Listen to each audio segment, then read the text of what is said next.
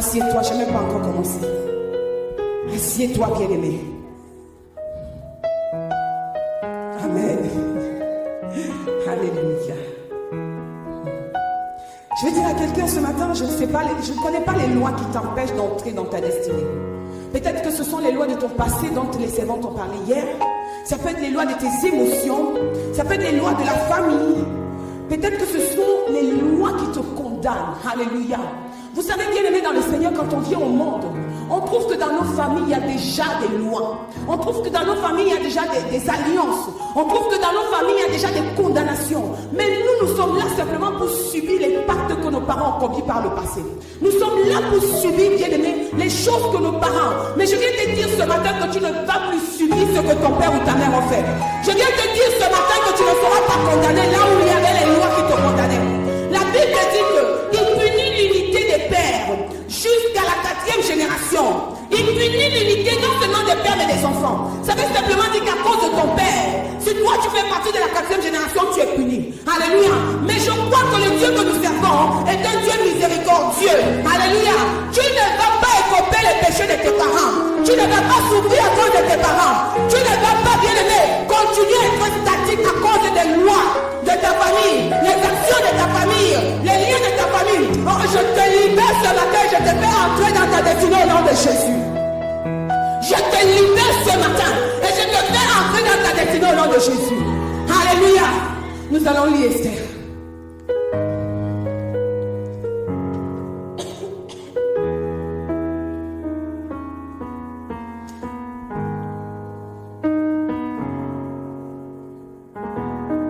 Ma fille Wanda, tu peux me donner ma Bible s'il te plaît?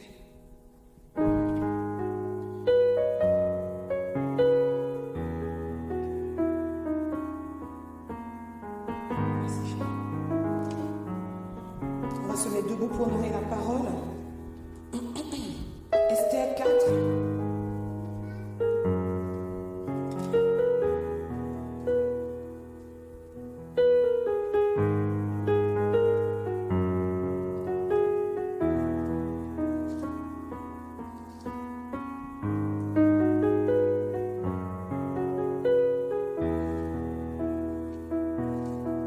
Est-ce qu'il y a des femmes de feu ce matin? Est-ce qu'il y a des femmes qui sont prêtes à recevoir la parole de Dieu? Alléluia. Demande à ta soeur, est-ce que tu es prête à recevoir la parole de Dieu? Demande-lui, pose-lui bien la question. Lis Esther 4 à partir du verset 12 à 14.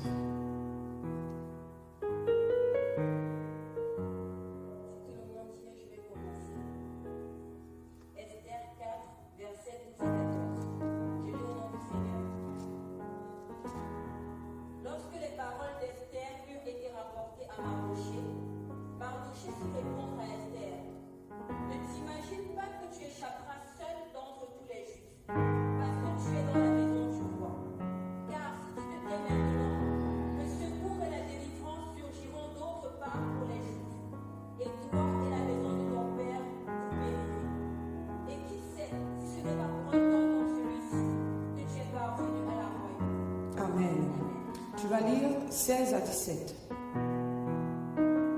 Esther 4, 16 à 17.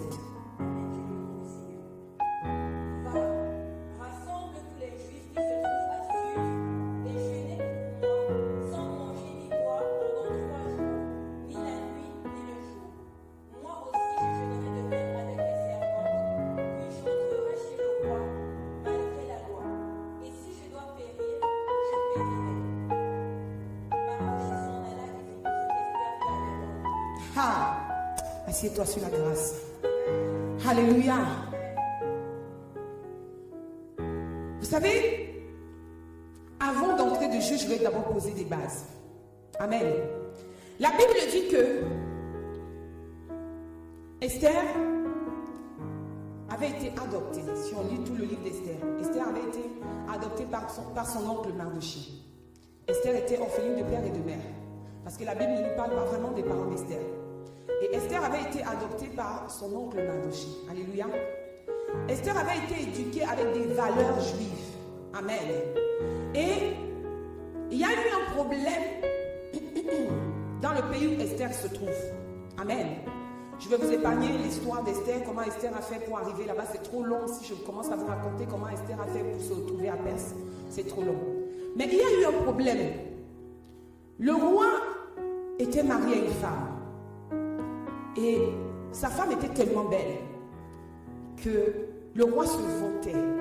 Il présentait sa femme quand on lui demandait quels sont tes plus beaux trésors. Sa femme faisait partie de ses plus beaux joyaux. Le roi avait organisé une réception chez lui.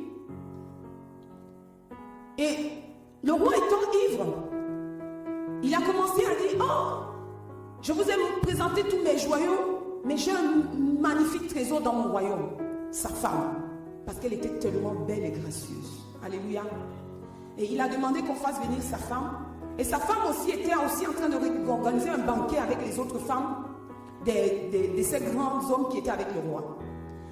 Et sa femme a refusé de venir. Et le roi étant, il a dit, comme sa femme a refusé de venir, il a condamné en fait. Et quand il sort de son ivresse, il se rend compte qu'il a donné des paroles où il a condamné sa femme et c'était trop tard. Il était obligé d'exécuter ce qu'il avait dit. Et là, il choisit donc, pas qu'il choisit, on lui dit, comme ta femme est partie, il faudrait qu'on te trouve une nouvelle femme. On a envoyé un courrier dans la ville qu'on rassemble toutes les jeunes filles vierges, de manière à ce qu'on puisse ramener ces jeunes filles chez le roi. On a rassemblé toutes les jeunes filles et parmi ces jeunes filles se trouvait Esther. Elles sont rentrées dans la maison du roi, là où on prépare les femmes pour le mariage. Elles étaient nombreuses. Et la Bible dit qu'elles ont commencé à se badigeonner, à se soigner. Elles ont commencé à se laver, alléluia, de tous les produits qu'on pouvait utiliser pour se laver, pour se soigner avant d'aller chez le roi. Mais le Dieu de grâce avait mis quelqu'un à côté d'Esther qui s'appelait Agaï. Et il donnait des conseils à toutes les femmes avant